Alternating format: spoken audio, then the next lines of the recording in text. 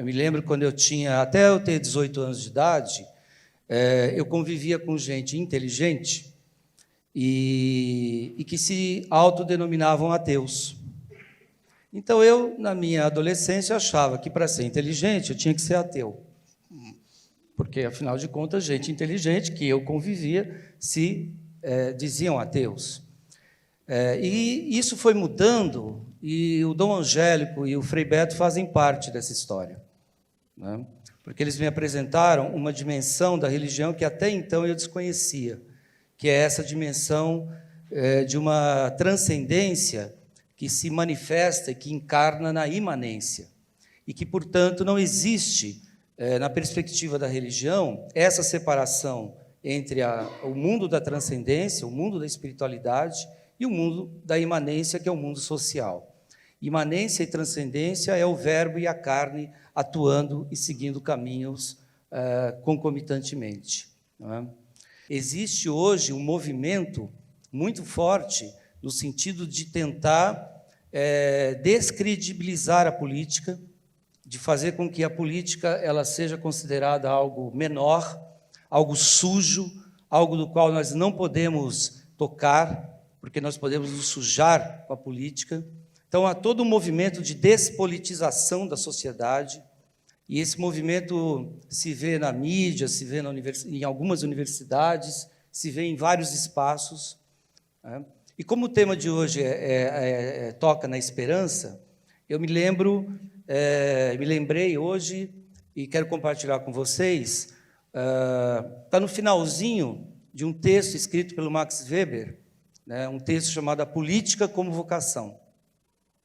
E nesse texto o Weber diz o seguinte: a política é como a perfuração lenta de tábuas duras.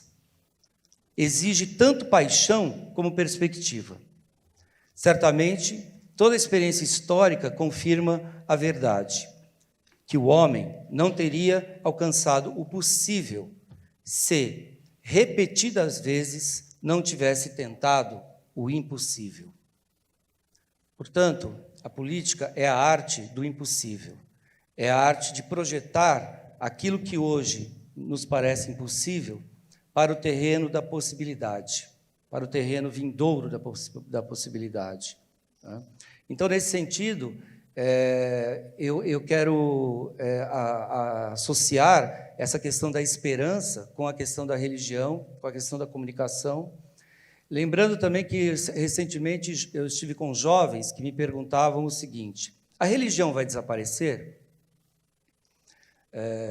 A humanidade encontrará um momento na sua história futura em que não vai existir a religião? Essa foi uma pergunta muito interessante, porque me fez pensar e compartilhar com eles, e o que eu compartilho com vocês agora, que a minha resposta foi assim: acho que não. Acredito que não, porque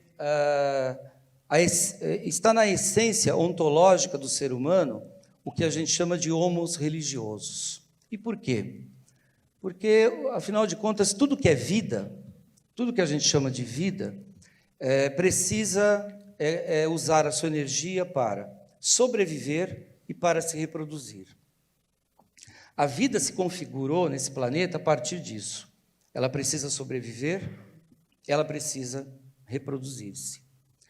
E a vida apareceu nesse planeta há bilhões de anos atrás, e foi se transformando e foi se multiplicando, até que, de repente, apareceu um animal, que é um cordata, mamífero, primata, homo, da família dos hominídeos, aproximadamente há 200 mil anos atrás. E este animal se viu diante de um dilema: a sua total desadaptação com o meio natural no qual ele vivia.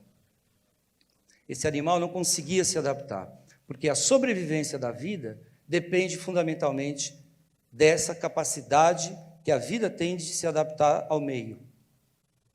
E esse animal, ele estava, portanto, arriscado de desaparecer como espécie. E qual foi a sua grande saída antropológica? A saída antropológica desse animal foi não mais se adaptar à natureza apenas, mas adaptar a natureza a si mesmo, às suas necessidades. E isso chamamos de cultura. A criação da cultura, e não por acaso a própria palavra cultura tem a sua raiz no verbo cultur, que está relacionado a cultivar, a cultivo, a uma intervenção sobre a natureza. Foi essa saída que essa espécie, que depois, lá no século XIX, foi chamada de Homo sapiens sapiens, encontrou para conseguir sobreviver.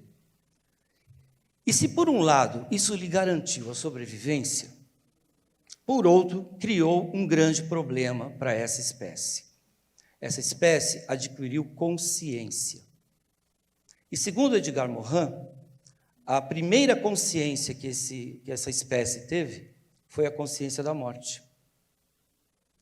Esse animal, ele sabe, né, que existe e ele sabe da sua finitude. Ele sabe que vai morrer. Como dizia o Sartre, nós não somos uma couve-flor. Nós somos um animal que temos consciência de quem somos e principalmente, consciência da nossa finitude. Ora, a consciência da nossa finitude nos coloca diante do abismo. A consciência da nossa finitude nos coloca diante da angústia.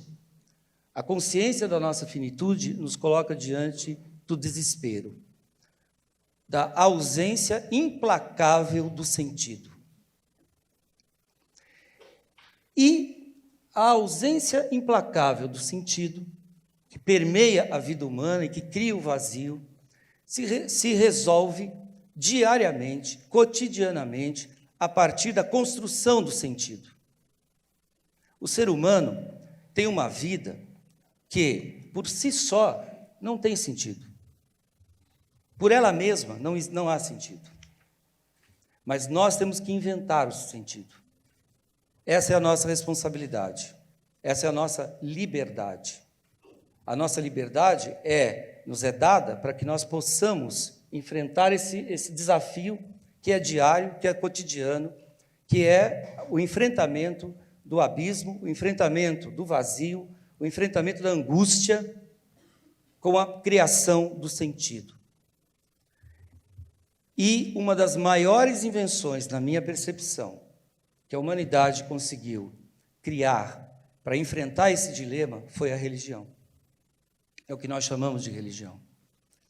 Todas as religiões, apesar das suas diferenças históricas, das suas diferenças geográficas, das suas diferenças culturais, de linguagem, das suas diferenças de códigos, de expressões comunicativas, todas elas constroem narrativas de sentido e constroem narrativas de esperança. Um exemplo, se você se lembrar do dilema, né, de uma narrativa mítica, em que havia um casal de idosos, um chamava-se Abraão, e casado com Sara, e Sara já estava envelhecendo, e Abraão estava, da mesma forma, envelhecendo, e corria-se o risco de não ter sucessores. E a narrativa mítica conta o seguinte, que Abraão, desesperado, conversa com a divindade, e a divindade vira a ele e diz assim: eu lhe prometo uma descendência maior do que as estrelas no céu. Ora, o que é isso? Isso chama-se esperança. Isso chama-se nutrir a vida cotidiana com esse abismo, com esse vazio, com uma esperança, com uma narrativa de esperança. Todos os mitos, sejam eles de origem grega, de origem romana, hinduísta, asiática, africana, dos nossos orixás, das mitologias dos nossos irmãos, dos povos originários que ainda sobreviveram aqui na América, todas elas constroem narrativas cosmológicas e cosmogônicas que nos emprestam a capacidade de pensar no futuro, de vislumbrar a possibilidade de conferir, como eu já disse, sentido àquilo que não tem sentido. Logo, o ser humano ele precisa dar sentido à sua existência. É muito triste quando a gente ouve, fica sabendo no nosso cotidiano que alguém cometeu um suicídio, que alguém tirou a sua própria vida, porque ali simplesmente existe certamente uma alma que não conseguiu lidar com esse vazio e que talvez não conseguiu encontrar ferramentas e ambientes sociais e ambientes culturais que lhe propiciassem a construção desse sentido. Mas o ser humano ele precisa do sentido. E por isso, talvez as religiões se transformem muito e se modifiquem muito. Mas as religiões sempre vão trazer para o ser humano esse sentido.